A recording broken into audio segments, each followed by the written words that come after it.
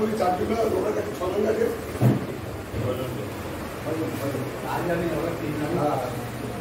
আমাদের এইবার 3 জন। আমাদের নাকি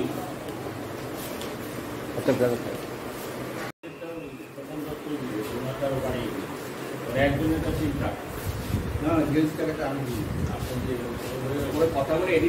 আপনি আমাদের আয়ুর্বেদের উপরে মেরিটস এন্ড ডিমেরিটস দেখেন, আমি চিকিৎসা শাস্ত্র কিছু বুঝি। চিকিৎসা শাস্ত্র বলছি, আমি যেটা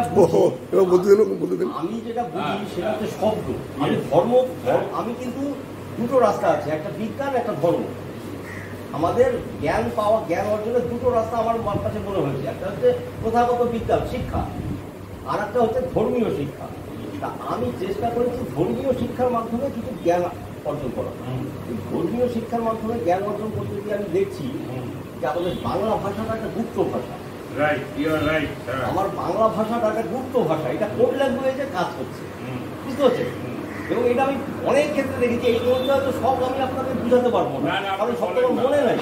কিন্তু এই বাংলা ভাষার মধ্যে সব ধর্মের গুপ্ত কথা বলা আছে। এখানে বলছে যে ধর্ম, এই শব্দই হচ্ছে ব্রহ্ম, শব্দই ব্রহ্ম, শব্দই ব্রহ্ম।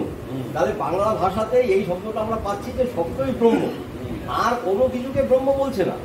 তাহলে শব্দ যদি ব্রহ্ম হয়, তাহলে আমরা বাঙালিরা যে শব্দটা উচ্চারণ করি সেটাকে আমরা ব্রহ্ম বলতে পারি। এইখানে তো বলেনি যে বাংলা শব্দ ব্রহ্ম, ব্রিটিশ শব্দ ব্রহ্ম। তার মানে ব্রিটিশরাও ব্রহ্ম শব্দ উচ্চারণ করছে, তার ভিতরে শক্তি আছে। আমি বাঙালি হিসেবে জন্মেছি, আমার শব্দের মধ্যে শক্তি আছে, ঠিক আছে? এই জায়গাটায় আমার একটা অহংকার এসে গেছে যে আমি বাঙালি, শব্দ যদি ব্রহ্ম হয় আমার বাংলা ভাষার মধ্যে ব্রহ্ম আছে। আমি সেই ব্রহ্মটা খোঁজার চেষ্টা করেছি। Very good. এবার এই খুঁজতে গিয়ে দেখছি আয়ুর্বেদ চলে আসছে একটা শব্দ, কোথায় মানে কাজে করবে সময়ে আয়ুর্বেদ আমাকে দিয়ে দিচ্ছে। তখন আমি চিন্তা করলাম আয়ুর্বেদ শব্দটার অর্থ হচ্ছে আয়ু কা বেদ। আয়ু কা বেদ, আয়ু কা বেদ। আর আয়ু মানে হচ্ছে লংজিভিটি, সন্ধি বিচ্ছেদ করে বলছেন আপনি, সন্ধি বিচ্ছেদ, সন্ধি বিচ্ছেদ। আয়ু, আয়ু মানে লংজিভিটি, কা মানে বিষয় বা বিশেষ, আর বেদ মানে কনস্টিটিউশন, তাই তো? আয়ু কা বেদ, তার মানে আয়ু কতদিন হবে যে বিধান দেবে সেটাকেই বলা হচ্ছে আয়ুর্বেদ। আপনি এটা বলে এর সাথে গাছগাছরা, আমাদের প্রথাগত যে ধারণা যে আয়ুর্বেদ মানে গাছগাছরা এইসবের যেটা জড়িবুটি, আমি কিন্তু জড়িবুটিকে আয়ুর্বেদ হিসেবে বুঝতে পারছি না। আমার কাছে হোমিওপ্যাথিও আয়ুর্বেদ, কারণ তারাও নিদান দিচ্ছে যে আপনারা 6 মাস আয়ু আছে। আচ্ছা, অ্যালোপ্যাথিতে যান তারাও নিদান দিচ্ছে, আচ্ছা ইউনানিতে যান তারাও নিদান দিচ্ছে, আচ্ছা ভারতীয় রেলও কিন্তু নিদান দিচ্ছে। ভারতীয় রেল আয়ুর্বেদ বলছে আমি বলছি লেভেল ক্রসিং পার করলেই কিন্তু তোমার মৃত্যু অনিবার্য। তার মানে ভারতীয় রেলও একটা আয়ুর্বেদ। আমি বলবো আসবো এরপরে সুপ্রিম কোর্টও একটা আয়ুর্বেদ। সুপ্রিম কোর্ট বলছে যদি তুমি ক্রিটিক্যাল মামলায় অভিযুক্ত হও তাহলে তোমার হ্যাং হবে, ওইটাও আয়ুর্বেদ। ব্যাপারটা বলছে। এবার আমি যে সিস্টেমে এই খুঁজে পাচ্ছি সেটা হচ্ছে গঙ্গা ইউনিভার্সিটি। গঙ্গা ইউনিভার্সিটি, গঙ্গাকে কেউ মা গঙ্গা বলে, কেউ গঙ্গাজি বলে, আমি বলছি এটা গঙ্গাটা ইউনিভার্সিটি। এইখানে লেখাপড়া সেখানে একটা ভালো স্কোপ আছে, ফ্রিতে পয়সায়। এই গঙ্গাতে লেখাপড়া করতে এসে আমি এই ঘাটে যা মৃত্যুধন পেলাম, আমি ইউটিউবে প্রথমে অক্সিজেন বাবা চ্যানেলে সবাইকে জানালাম, অক্সিজেন বাবা নামে আমি চ্যানেলটা শুরু করলাম, সবাইকে আমি জানালাম এবং প্রচুর মানুষ আমাকে সমর্থন দিল। এবং আমি আমার সব কথা বললাম আমি অক্সিজেন বাবা। এইটা সবাই সমর্থন পাওয়ার পরে আমার মনে খুব আনন্দ হলো, আমার সব কথা বলা শেষ হয়ে গেল। তখন আমার মনে হলো কালকে আমার আয়ুটি শেষ। তখন হঠাৎ করে আমার মনে হলো যে না, আমি তো এতদিন যখন বেঁচে আছি আর আমি যখন ফটোগ্রাফিটা জানি, তখন এইটাকে এই চ্যানেলটার নামটা চেঞ্জ করে নাম হয়ে গেল মহাকাল এক্সপ্রেস। এই মহাকাল এক্সপ্রেস বাবা হয়ে গেল মহাকাল এক্সপ্রেস। অক্সিজেন বাবা আমি থেকেই গেলাম, চ্যানেলের নামটা পরিবর্তন করে হয়ে গেল মহাকাল এক্সপ্রেস। এই মহাকাল এক্সপ্রেস হওয়ার পরে আরো যেন দ্রুত গতিতে সময়ের সাথে এই চ্যানেলটা ছুটছে। এবার এই আপনাদের আশীর্বাদ, আপনাদের ভালোবাসা, এই আশীর্বাদ আর ভালোবাসাই আমাকে বাঁচিয়ে রেখেছে। এবার আমি আয়ুর্বেদে আমি যে বিধান আমি পাচ্ছি, আমি বলছি আমি 365 বছর থাকবো। এবং এটা একটা ক্যালকুলেশন, আমি 365 দিন স্নান করি, তাহলে 365 দিন করতে করতে 365 সপ্তাহ হবে, 365 সপ্তাহ হতে হতে 365 মাস হবে, 365 মাস হতে হতে 365 বছর হবে। ঠিক আছে, অঙ্কের ক্যালকুলেশন, আমার কোনো কেরামতি নাই এর মধ্যে। আমি যদি রোজ আসি তাহলে আমার মৃত্যুটা কবে হবে? এই যে আমি সকালবেলা এসে স্নান করবো, এনার্জি নিয়ে যাবো, আজকের দিনের জন্য আমার কোর্স কমপ্লিট। আবার যদি সকালবেলা ঘুম থেকে উঠতে পারি কালকে, তাহলে কালকে আমরা আসবো। তাহলে এই যে প্রতিদিন, এই যে বলে না ইংলিশ একটা কথা বলে যে rolling stone gather no moss, তা আমি তো রোলিং স্টোন হয়ে যাচ্ছি। তাহলে আমি যদি রোলিং স্টোন হই, তাহলে আমার এই সেলগুলো সবসময় জীবিত থাকবে। এই জীবিত সেলের মধ্যে কখন কীভাবে রোগ ব্যাধি আসবে? রোগ ব্যাধি যদি না আসে তাহলে আমার মৃত্যু হবে না। যেটা গৌতম বুদ্ধের ফর্মুলা, উনি বলছেন জরা ব্যাধি মৃত্যু। আমি বলছি না, ব্যাধি জরা মৃত্যু। ব্যাধিকে যদি রুখে দেওয়া যায় জরা আসবে না, আর জরা যদি না আসে তাহলে মৃত্যুও আসবে না। আপাতত আজকে এই পর্যন্তই আপনাদেরকে জানানোর সুযোগ আমি পেলাম। আমি অনেক ধন্যবাদ দিচ্ছি আপনাদের। আপনারা ভালো থাকেন, সুস্থ থাকেন, আর মহাকাল এক্সপ্রেস আপনারা দেখতে থাকেন।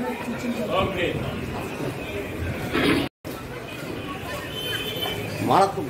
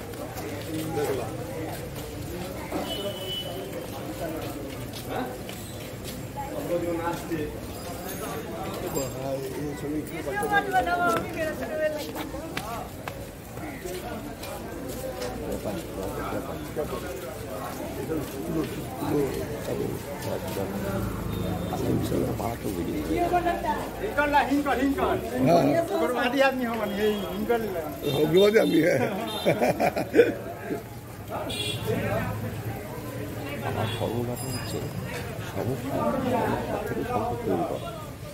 এই যে ছেলেটা আমার কত লোক আসছে, ছেলের একটা সমস্যা ছিল, সেই সমস্যা থেকে আমি সম্পদ তৈরি করে দিলাম। ঠিক আছে, আমরা সমস্যা দেখলে ভয় পাই, সমস্যা থেকে ভয় করে রুখে দিতে হবে, রুখে দিলে সম্পদ তৈরি করতে হবে। এটাই আমার মূল ফর্মুলা।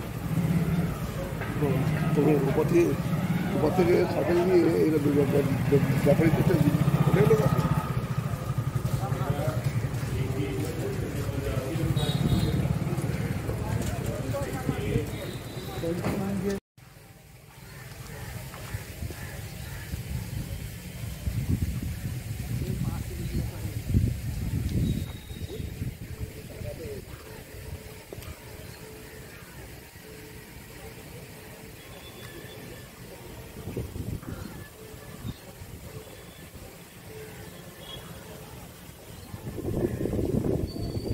কালকে 8:30-9:30 আজকে কিছু পাওয়া যাবে না।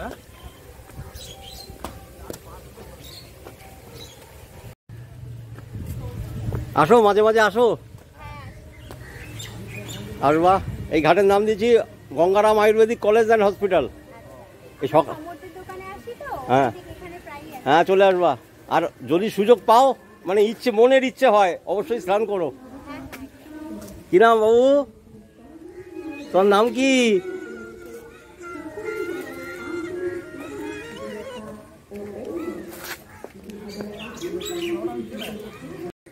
দিদির আজকে অনেক দেরি।